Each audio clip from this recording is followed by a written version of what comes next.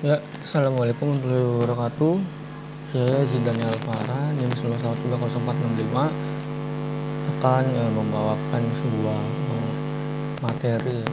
materi singkat dengan tema konfigurasi dan manajemen firewall yang aman. Langsung aja ke pembahasan.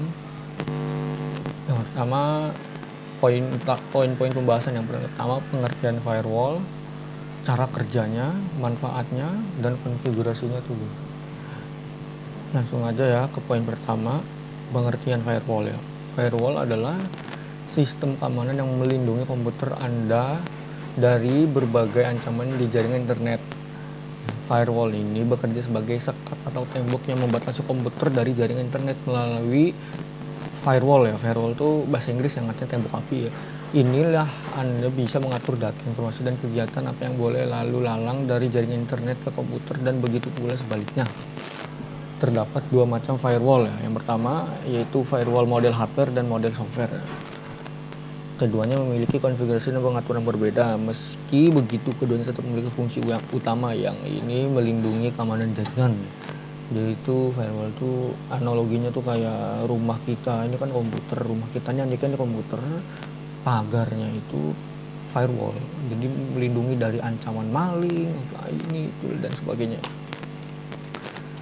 Terus poin-poin selanjutnya tuh yaitu cara kerja sistem firewall ya. Ini cara kerja pada dasarnya.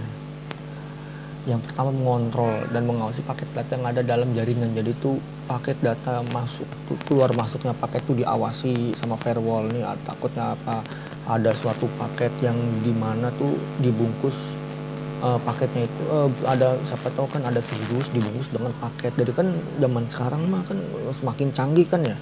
Jadi ada aja gitu ya kan paket-paket yang kelihatannya paket yang masuk kelihatannya mah biasa gitu, padahal mah isinya mah virus gitu ya kan, ada aja. Terus yang kedua mah melakukan proses autentikasi terhadap akses di dalam jaringan. Jadi tuh kayak butuh adanya password ya kan, biometrik, finger dan sebagainya gitulah ya kan. Jadi itu harus ada akses kontrolnya dulu gitu ya kan.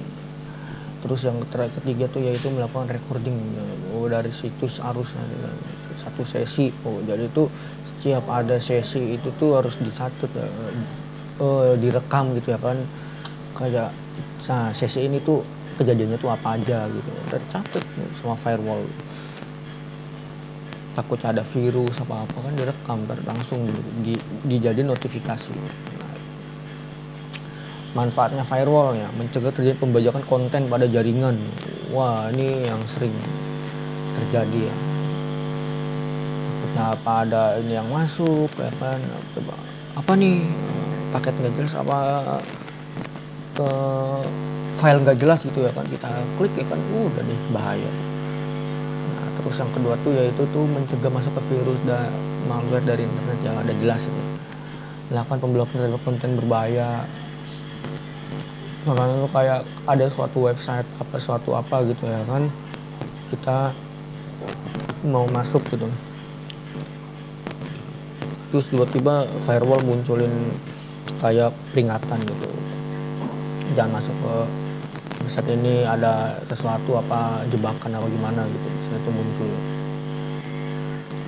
Terus juga mencegah terjadi penyalahgunaan terhadap internet. Jadi itu kayak apa ya tahu sendirilah penyalahgunaan loh, yang tadinya dibuat bener jadi nggak bener ya, tahu sendirilah. Terus yang kelima itu membuat game online lebih aman. Misalnya nih bagi para gamers ya kan, biar bandwidth-nya stabil apa gimana gitu ya kan, biar nggak ada penghalang gitu, apa biar internetnya kenceng nggak ada hambatan ya, ini firewall itu gunanya itu tuh. Terus yang terakhir monitor bandwidth ya tadi lah, mau monitor atau memantau apa besarnya bandwidth yang masuk. Terus yang terakhir konfigurasinya nih. Nah, dalam pekerjaan apapun ya, sebuah software firewall memiliki konfigurasi terlebih dahulu atau dikenal dengan istilah preconfigured, yaitu bahasa Inggrisnya. Ada beberapa langkah yang dapat dilakukan untuk melakukan konfigurasi terhadap program firewall, antara lainnya yaitu setting alamat IP ya. Yaitu firewall bisa dikonfigurasi untuk melakukan selalu menolak paket data yang berasal dari alamat IP tertentu, sehingga dengan nama domain apapun selama memiliki IP address yang sama, konten apapun tetap terblokir dan tidak bisa. Jadi misalnya nih ada suatu website ya kan, dia walaupun ganti nama domain yang tadinya misalnya nih www.xxx.com, dan domainnya kan com, artinya komersial, diganti sama dia tuh jadi PIC apa XYZ. Walaupun nama domainnya ganti, tapi alamat IP tetap. Alamat IP itu seperti identitas gitu, nggak bakal bisa berubah gitu ya kan. Terkecuali kalau Anda bikin website baru gitu ya kan, bikin identitas baru, bukan identitas baru, bikin sesuatu yang baru gitu, yang baru bisa diubah IP-nya. Terus yang kedua itu DNS atau nama domain.